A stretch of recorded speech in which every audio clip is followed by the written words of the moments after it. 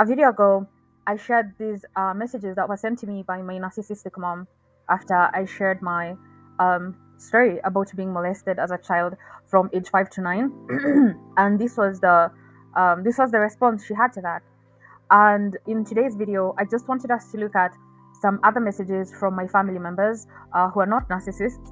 And so we can see something called contrast, because contrast gives context. You know, it's very hard to explain to someone the difference between day and night when they've only ever seen the day, or if they've only ever seen the night. So let's imagine that this exhibit is darkness. This is the night. Now let's see some sunshine. So the first message on the top left corner is from my aunt, and she's my mom's first younger sister. Yeah, she just follows my mom. And so this is what she had to say. Hi Lavender, just thought I'd reach out after your video revealing the abuse that happened to you. I'm glad you're on your healing journey. I think a change in environment would do you some good as you heal. Separation goes a long way in the healing process, and you don't keep re-entering and interacting with the people and things that hurt you. In that regard, if I come across any scholarship opportunities, I'll send them your way. Most UK scholarships are in universities in the north, away from everyone, including when she says us, she means her and her child. And if you get in, it's a great opportunity to recalibrate, have a new beginning in a new environment that you can define whichever way you want. I hope you continue to heal and discover the peace and restoration that goes with that. On my part, I'll continue to pray for you that the Lord who began a good work in you will see it to completion.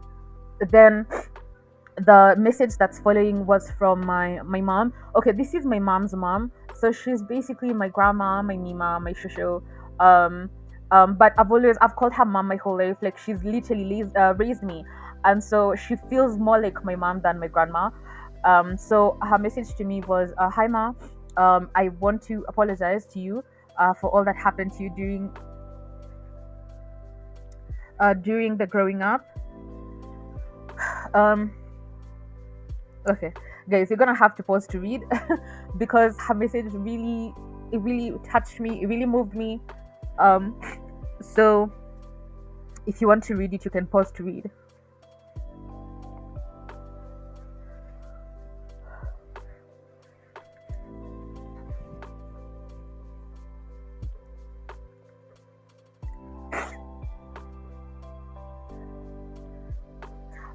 The other message that really moved me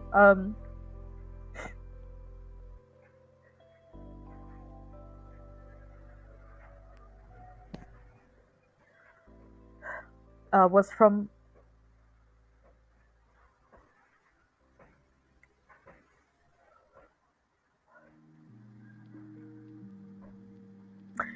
when I say when I say these videos are hard to make, I really mean it. Like,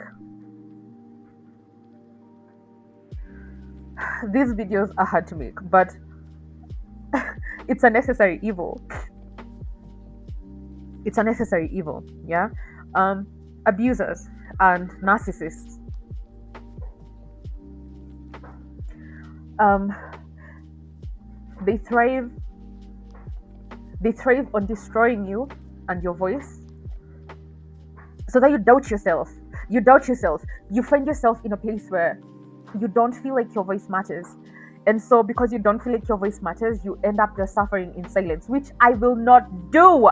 I will not do. Get someone else to do it. I will not do. I will make these videos and I will expose abusers, even if I'm crying all the way through. I will not be cowering. No, no, no, no, no. That version of Lavender is dead and gone. So now that we've seen what non-narcissists had to say, yeah, now we have some contrast. Now we see what the opposite of a narcissist would have said, because it's what my family did say. Now we can see the narcissism in these messages. So I'll briefly read through it, because I went ahead and I clicked the read more button. So now we can see the full message. And then we will end the video with me showing you guys my abuser. I found that he has a Facebook account, which is very bold for a criminal. But yeah, so we're just going to read through these really, really fast. And then we'll have the abuser reveal. And then, yeah, and then this video will be a wrap. There's something you said here that had me wondering about something. Was there someone you shared this experience with in the family and they didn't help you? And why not tell them directly? Which in narcissistic terms basically means, I hate that you're making this my problem. I hate that now you've shared this. Now other family members are holding me accountable as a mother, which is very inconveniencing for me and it's very annoying. So I wish you'd just shut up about it, or like, I wish you'd just keep this to yourself. And then she goes on to say, I know you're trying to process this. It's sad it happened and many apologies. That's giving sorrows prayers. It explains a bit the persistent aggression it's making living together a challenge for the household. Now, for anyone who may be concerned, I am working really hard towards moving out. I would really hope that by maybe this time next year, I'm not leaving. I'm not living with this person. So yes, I'm actually working actively towards that. And the only reason why I haven't moved out is because I don't think poverty is cutesy or demure or mindful.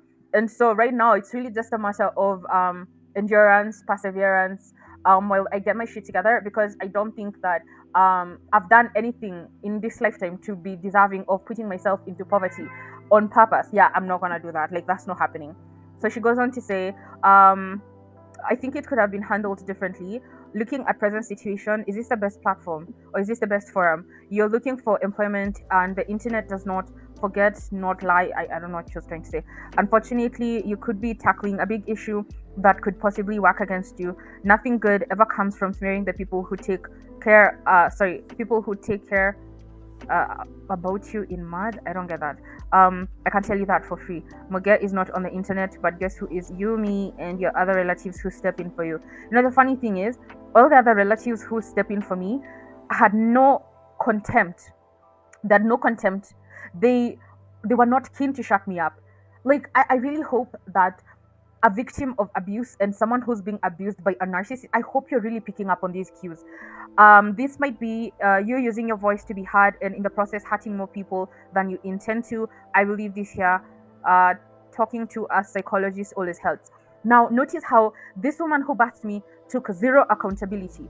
In everything she said, it was just about how me talking openly and honestly about being molested as a child is inconvenient. It's inconveniencing her, because now other people will be like, Becky, did you know about this?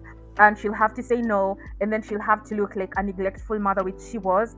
Um, and so basically, that's what her whole paragraph is about. That's literally what the whole message is about. The whole message is, I wish you'd just shut up about your pain, because you being open and honest about it is making me look bad. And so guys, this is a narcissist. This is what they look like. This is how they talk. This is how they move. And you know, the funny thing is, in the family group, she was talking about how, oh, Lavender is her child and how she's on my side. And yet in private, these are her true colors. So when she's dealing with me, it's about being a narcissist. When she's dealing with me, it's all about contempt. And for those who don't know what contempt is the feeling that a person or thing is worthless or beneath your consideration. So when it's private, I'm not someone who should is worthy of consideration in her opinion, which is why in all the things she said here, she never took accountability for being a neglectful parent. Never ever ever. She never ever mentions that a single time. She also never ever holds my abuser to accountability. She never ever like acknowledges that my abuser was on the wrong. Guys, this is what a narcissist looks like. As I've said before, these videos are hard to make. Like, I literally was crying halfway through.